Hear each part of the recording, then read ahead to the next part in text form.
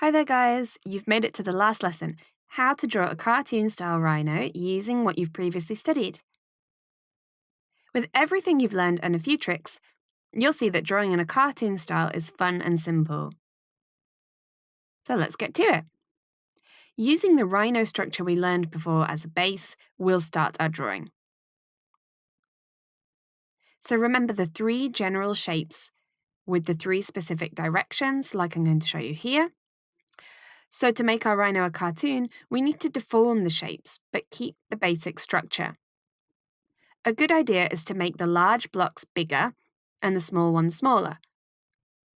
The more we exaggerate, the better our character will look. So the cartoon style is basically an exaggeration of reality.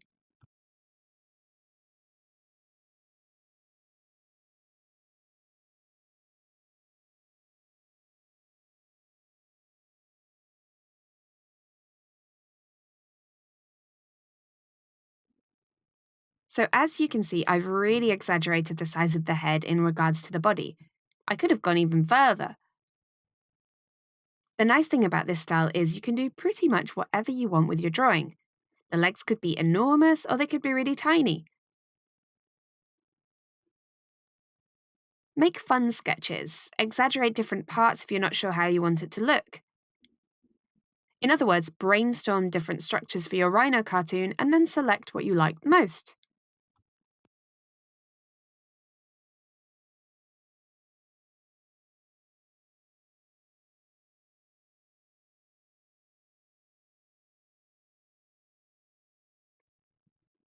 Create a new layer to continue defining the drawing. If there are parts you don't like, you could draw them again and do them a different way.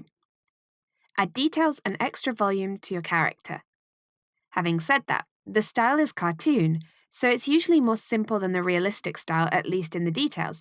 It's a good idea to simplify as much as possible and draw the main lines that explain your drawing.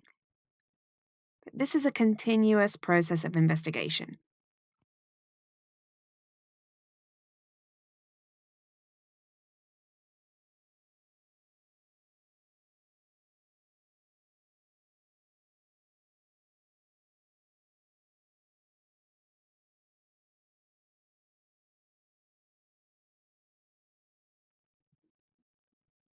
In this style, you can allow yourself more artistic license. You can deform or misshape the anatomy however you like, or exaggerate the shapes as much as possible. The idea is that the structure remains comprehensible, but you can let your imagination fly concerning the rest. For example, in my case, I prefer to adjust the eye, making it a lot bigger to give it that animated look. The horn is also a bit over the top. All these elements look great, and they're also very representative of the animal in question.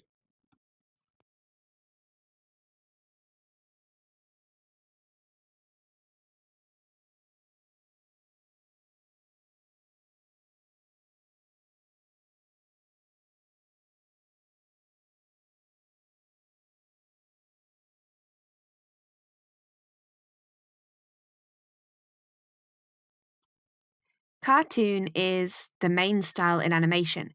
In cartoons, notice how the facial expressions don't change much between humans and animals. It's a way of humanizing our character and giving it some personality.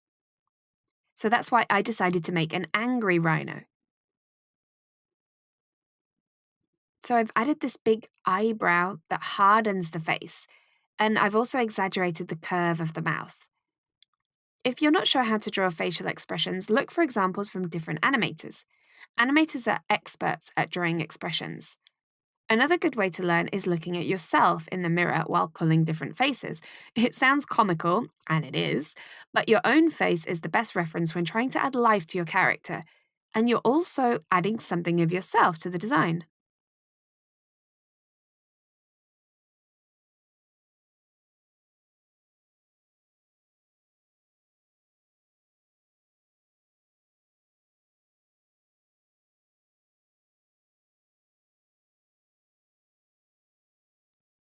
The lines that define the textures and the creases don't have to be so defined in this style.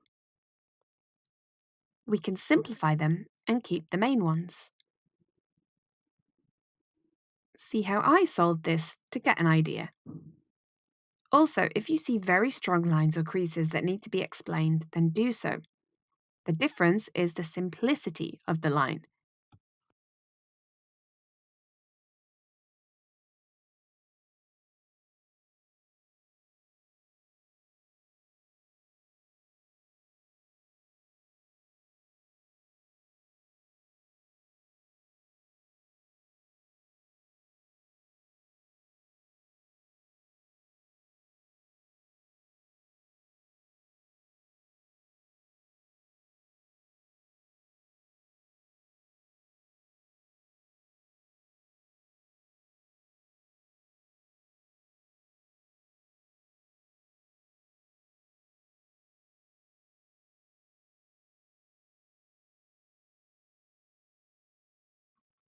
In this phase, you have to start to decide what you want the final result to look like.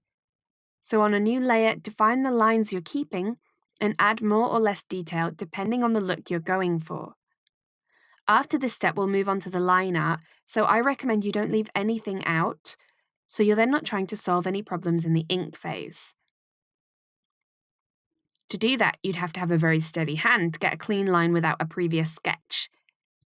In other styles, you might be able to get away with it, but better safe than sorry with a cartoon.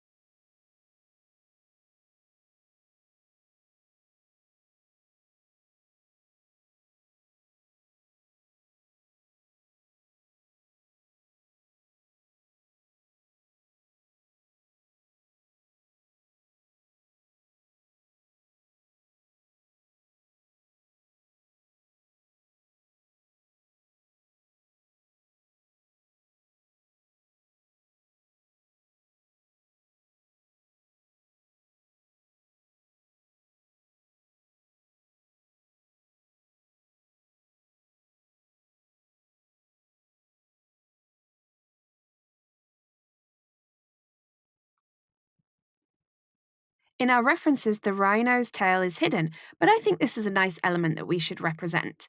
So I looked for references of the tail and I've also exaggerated it. If there are other hidden parts of your animal that you want to draw, do the same, as long as you don't adjust the main structure.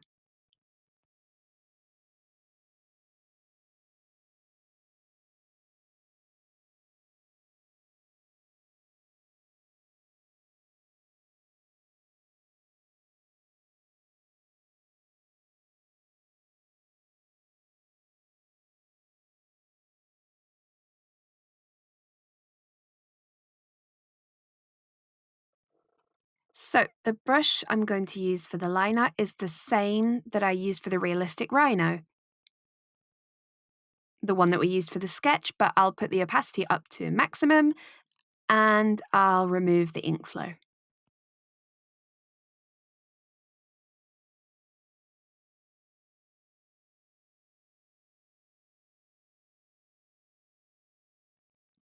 When doing the line art for a cartoon, you'll find lots of differences between this and the realistic style.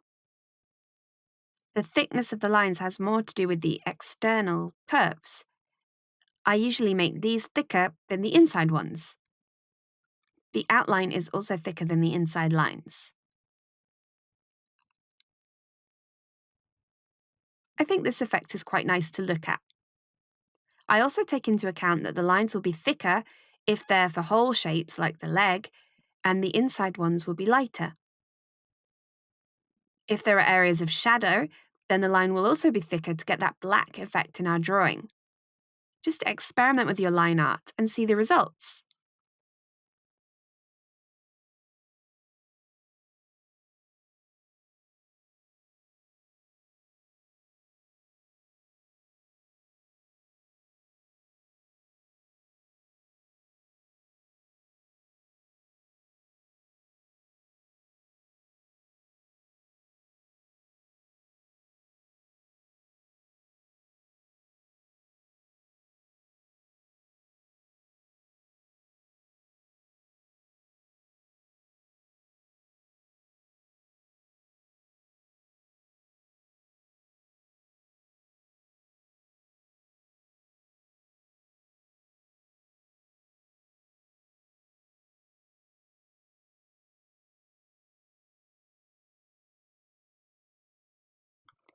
When drawing textures, the difference between styles is also noticeable.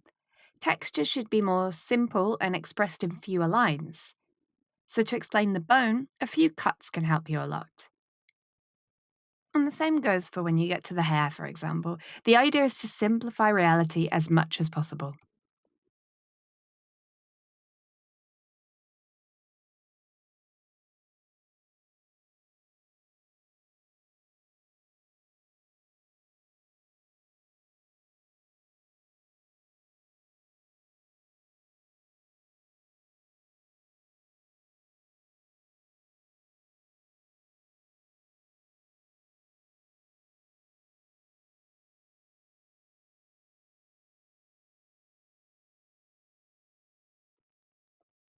Observe the contrast we get when we explain areas that are more complex and full of texture, like the ears, to cleaner areas, like the back.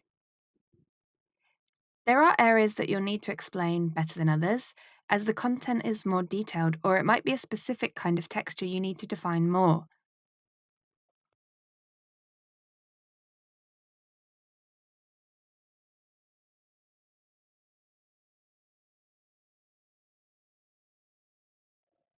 The back doesn't really have any texture or defining elements, so we don't need to go into much detail here.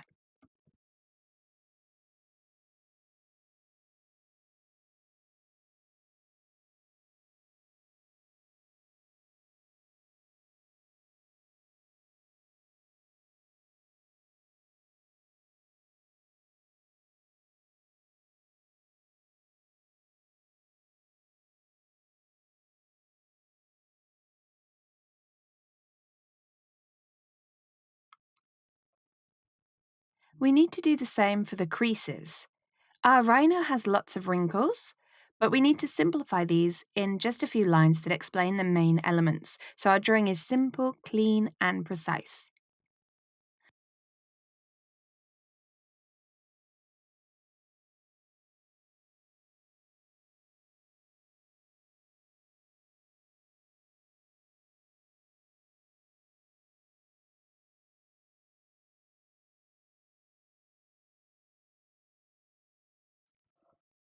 Although we're working with a simple line, details are always important. As you can see here on the legs, the wrinkles, the toes, it's all important, and it provides information to our drawing. You can try adding more or less elements to your drawing and see if they work or not. As I always say, it's a constant process of experimentation.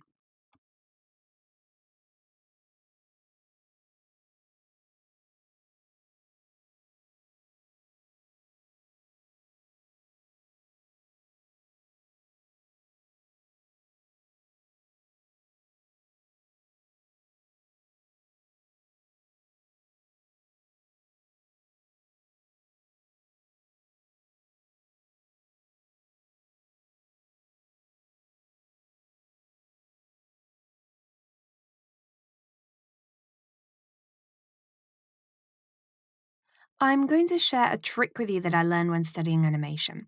A technique so that your stroke looks amazing is to counter curved lines with straight ones. Meaning, when you draw the elements, make straight lines next to curved ones. Drawing these two types of lines together give us a really cool effect. So try using this in your drawings and compare the results. I think it adds some expressiveness to the design.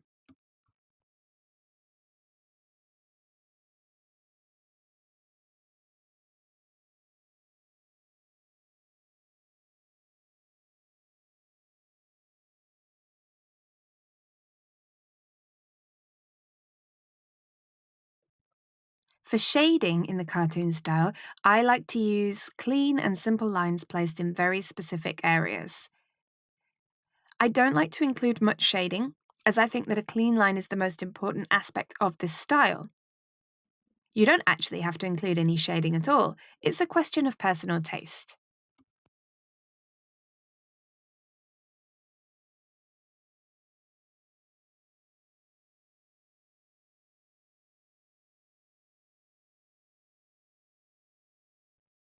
The last strokes I'm making are details that I like to add to most of my designs. They're just small lines that add to the character. as I don't like if the line is too perfect, too clean. This all depends on your own style and what finish you want to give to the drawing. If you want to experiment with different types of lines, then take a look at different artists. You can also try your own solutions and see what you come up with.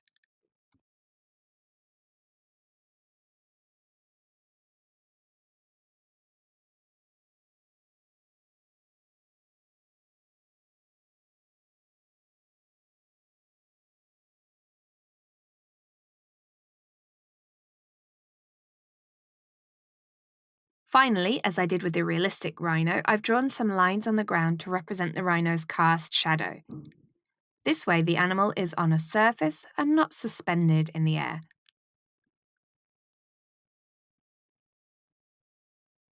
And our rhino is finished. So it looks cool, right? Our two rhinos work really well in both styles. The key is to understand the base of each style and, of course, a previous study of the animal's anatomy. So now you can experiment with as many different types of animals as you like. I really hope you enjoyed this course on how to draw a realistic and cartoon rhino, and I hope to see you again soon. Bye!